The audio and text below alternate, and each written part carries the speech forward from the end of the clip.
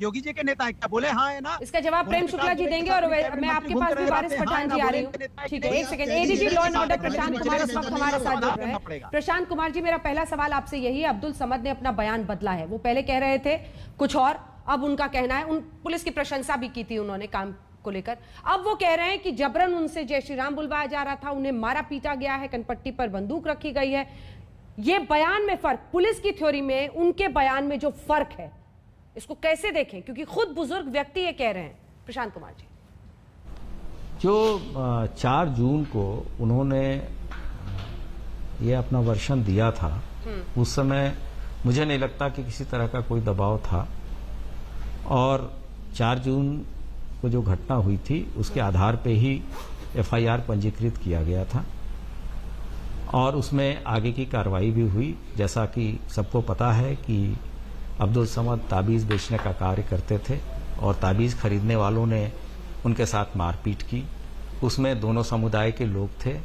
उस अभियोग में अब तक 5 लोग गिरफ्तार भी हो चुके हैं और उसके बाद से ही इस पूरे प्रकरण को दूसरा रंग देना शुरू किया गया।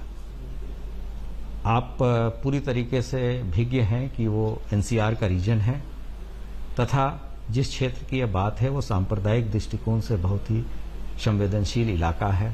पूर्व में भी वेस्टर्न यूपी में बड़े बड़े सांप्रदायिक घटनाएं हुई हैं, जिसके कारण शांति व्यवस्था 2-4 दिन नहीं महीनों तक खराब रहे हैं और जिस पे कर्फ्यू तक लगाना पड़ा था। और सौभाग्य से पिछले 4.5 साल में कहीं भी इस तरह की घटना नहीं हुई है। तो पुलिस ने इन सभी चीज़ों को देखते हुए एक एफआईआर कुछ लोगों के विरुद्ध कराए हैं और उस एफआईआर में हम लोग पूरी अपॉर्चुनिटी देंगे, सबको अपना पक्ष रखने का मौका मिलेगा। क्योंकि देखिए, कोई भी राइट, किसी का भी right of freedom of expression and speech कोई एब्सोल्यूट नहीं हो सकता।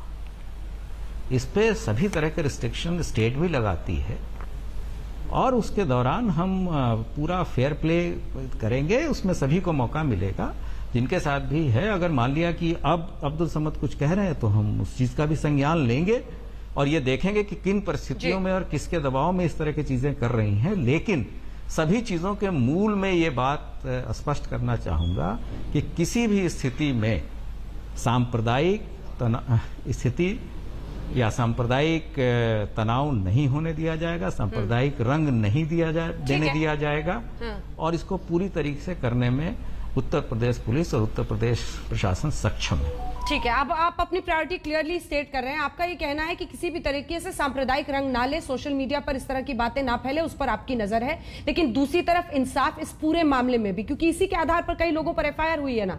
अब देखिए, इतनी तरह से पुलिस जांच कर रही है, ऐसे में वो बुजुर्ग व्यक्ति अपना जो बयान बदले हैं बीती रात, उस पर मैं आपसे जवाब चाहती हूँ। क्योंकि आखिर अब इतने प्रेशर और इतनी स्क्रूटनी में पूरा मामला है, तब तो उन पर कोई दबाव नहीं बना सकता ना अपना बयान बदलने का। क्या आपको लग रहा है कि कोई दबाव है? क्योंकि उन्होंने बीती रात तो ये कह दिया है कि उनसे जबरदस्ती सांप्रदायिक वजहों से उन पर हमला हुआ है। प्रशांत कुमार जी, मैंने आपको बताया कि सभी चीजें जो हमारी विवेचना चल रही है और हमारी टीमें, जो बेस्ट टीम है वो लगी है और ये बहुत जल्द ही ये चीजें प्रकाश में आ जाएंगी कि किसके प्रभाव में कौन क्या कह रहा है। क्योंकि जब 4 जून की घटना थी उस समय जो तथ्य उन्होंने बताए, पुलिस ने उस पर कार्रवाई की और अब जो है बयान बदलने से और जो काफ़ी 4 से लेके आज तक काफ़ी डेवलपमेंट हो चुका है, तो हम लोग उनकी चीज़ों को भी, लेकिन वादी का का हित सर्वोपरि है, उन चीज़ों को भी ध्यान देंगे। लेकिन साथ साथ इन चीज़ों पे भी हमारी नज़र है कि जो लोग इस चीज़ों को गलत रंग देने का प्रयास कर रहे हैं, और जैसा मैंने पहले ही स्पष्ट किया कि ऐसा कोई भी स्थिति हम उत्पन्न नहीं होने देंगे। उसके पहले ही सही मुलजिमों के सही मुलजिम सलाखों के पीछे होंगे। बहुत धन्यवाद आपका। Prashant Kumar ji, ADG law and order, हमारे साथ जुड़े हुए थे, जिन्होंने अपनी बात कही है। वक्त की बहुत कमी है, बस 2-2 लाइन में सबका जवाब लूंगी। वारिस पठान